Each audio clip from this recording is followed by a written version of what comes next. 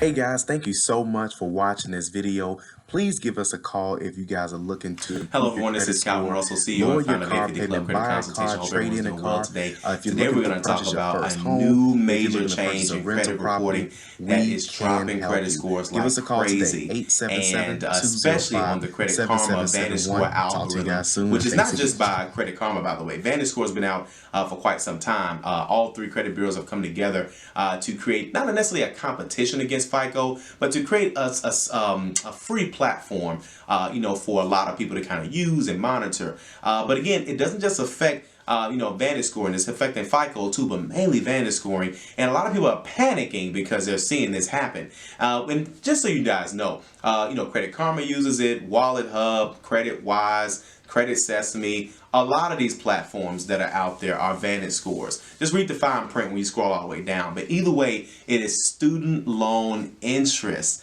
I know you guys are like, oh my God, why won't these student loans go away? And not only are they not going away, but I mean, it's dropping credit scores. So, and that's even if you're in good standing. So let's break this down. The easiest way to explain this is that in credit reporting, there's two different types of accounts. One account is what we call installment accounts. Installment accounts usually end in the word loan. Personal loan, auto loan, mortgage loan, of course, student loan, okay? In that loan category, well before student loans were on credit reports, the way that it's set up is that the interest is calculated into the monthly payment. For example, if you have an auto loan, right, and your interest is already calculated in your monthly payments. So every time you make your monthly payments, a portion goes to principal, which is the amount that you borrowed, and then of course, a portion goes directly to interest because they're waiting on their money, okay? So now, again, when you have an auto loan, there is no deferred payments. You're just making the auto loan payments, okay? So now if you're late, then there's a late fee, and then there's things getting backed up, and if you miss a payment, there's a difference between late payments and missed payments. A late payment is where you make the payment on a different day after the due date, I should say, okay? And then you have a missed payment. That's where you missed the whole month. So all of that money that was expected now gets added to the loan. The loan goes backwards. The amount that you're paying down should never go up, okay? Because again, the interest is already calculated in the monthly payments. When it does, the score goes down because the debt went up, and that now makes it negative. Same thing with mortgages, same thing with personal loans,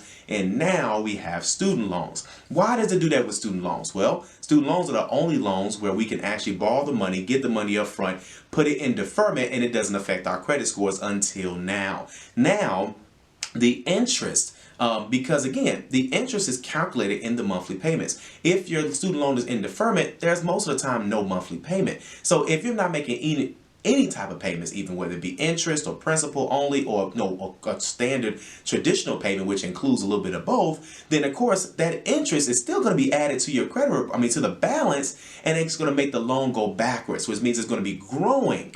And so every time it does that, it drops your score. Don't believe me? Start checking your credit score every single week. The reason being is because, for example, most of the time people don't see these types of changes because they have so much positivity going on their credit reports. So they just look at the overall picture. Hey, my score went up 10 points. But you didn't notice that your score also went down 8 points. You could have had an 18-point gain instead of an 8-point loss and a 10-point gain, if that makes sense, okay? So, but now how do you combat that? You got a couple different ways you could do it. Number one, get on a payment plan with your student loans. Number two, get on an interest-only student loan payment. I've seen scores go down as much as 20 to 30 points because of $14 of interest. So it's so stupid. I get it. The problem is that you almost do better just trying to, have some type of structured payment come out of your account every single month. And I get it. Some people can't afford it,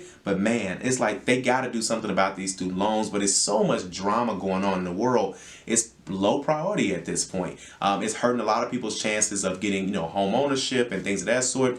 I mean, as a millennial, I know a lot of people are pushing college. I really do. But the thing about it is that the days of working like a part-time or full-time job and putting yourself through college while in college, it's really not there anymore. Of course, unless you're making a certain amount of money or if your parents are paying for it, then that's great. But a vast majority of Americans have student loans. They can't afford to make those monthly payments and live life, which is about basic life, like move out with your parents, have a car note, have a apartment. God forbid you get married and have a child. All this, just life.